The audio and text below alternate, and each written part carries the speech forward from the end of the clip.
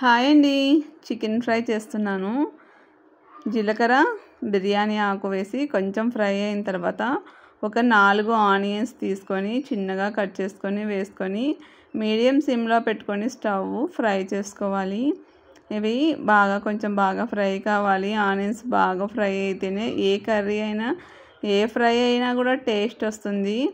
Chicken fry 1/2 కిలోకి నేను 4 onions తీసుకున్నాను. 1.5 స్పూన్ అల్లం పేస్ట్ వేసుకొని ఇది కూడా పచ్చివాసన పోయేంత వరకు బాగా ఫ్రై చేసుకోవాలి. ఇది అల్లం పేస్ట్ మనకు మంచిగా ఫ్రై అయితే మంచి స్మెల్ వస్తుందన్నమాట. ఇది ఫ్రై అయితేనే ఏ కర్రీ అయినా కూడా బాగుంటుంది. ఇది ఫ్రై అయిన తర్వాత ఇంకా ముందుగానే చికెన్ బాగా శుభ్రం చేసి పెట్టుకోండి.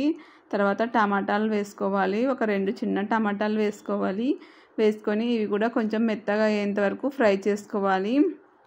చికెన్లో సాల్టు వేసి కొంచెం బాగా శుభ్రం చేసుకొని పెట్టుకోవాలి. ఇప్పుడు కొన్ని గోడంబీలు వేస్తున్నానండి. ఇవి కూడా బాగా ఫ్రై చేసుకోండి. తినేటప్పుడు చాలా బాగుంటాయి గోడంబి వేసుకుంటే. అంటే ఎప్పుడు ఒకటే రకంగా కాకుండా ఇలా ట్రై చేస్తే పిల్లలు కూడా మంచిగా ఇష్టంగా తింటారు కదా. ఇప్పుడు చికెన్ కూడా వేసేసి కొంచెం బాగా మీడియం సిమ్లో పెట్టుకొని బాగా ఫ్రై చేసుకోవాలి. చికెన్ బాగా కుక్ అయితేనే బాగుంటుంది మనకు. ఇలా మీడియం సిమ్లో పెట్టుకొని బాగా కలపాలి. కలిపిన తర్వాత దీంట్లో వాటర్ ఏం వేయకూడదండి. మనము వాటర్ వేస్తే వాటర్ వేయకుండానే ఫ్రై చేసుకోవాలి, మంచిగా ఉంటుంది. ఇది మొత్తం బాగా కలపాలన్నమాట.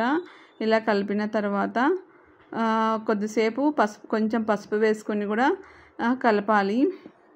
పసుపు వేసేసుకొని కొంచెం టేస్ట్ తగ్గట్టు సాల్ట్ వేసేసుకొని కలిపి బాగా మూత పెట్టి ఒక 10 నిమిషాల వరకు మనం మీడియం సిమ్లో పెట్టేసి అదే విధంగా ఒక 10 నిమిషాలు పెట్టేయాలి.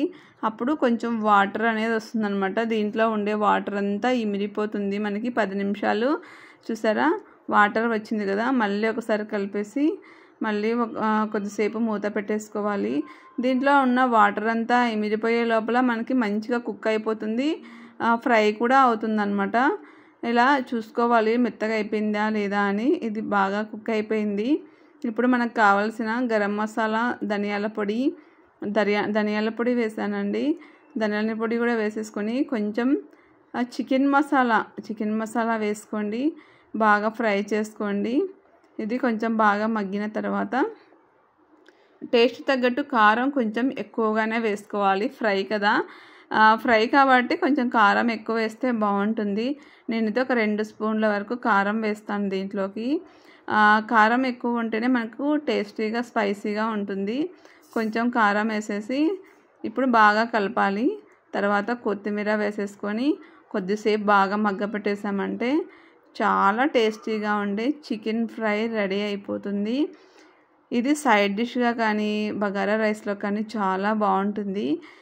ఎవరైనా ట్రై చేయకుంటే తప్పకుండా ట్రై చేయండి.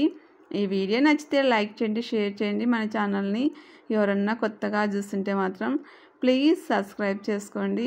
చూసారా, మళ్ళీ ఒక నిమిషం మగ్గపెట్టిన తర్వాత ఎలా అయిపోయిందో కరివేపాకు వేసేసి లాస్ట్కు సర్వ్ చేయడమే. ఎమ్మీ టేస్టీగా ఉండే చికెన్ ఫ్రై రెడీ అయిపోయినట్లే. ఎంత కలర్ఫుల్గా ఉందో చూడండి చికెన్ ఫ్రై మాత్రం. ఈ వీడియో నచ్చితే లైక్ చేయండి, కామెంట్ చేయండి.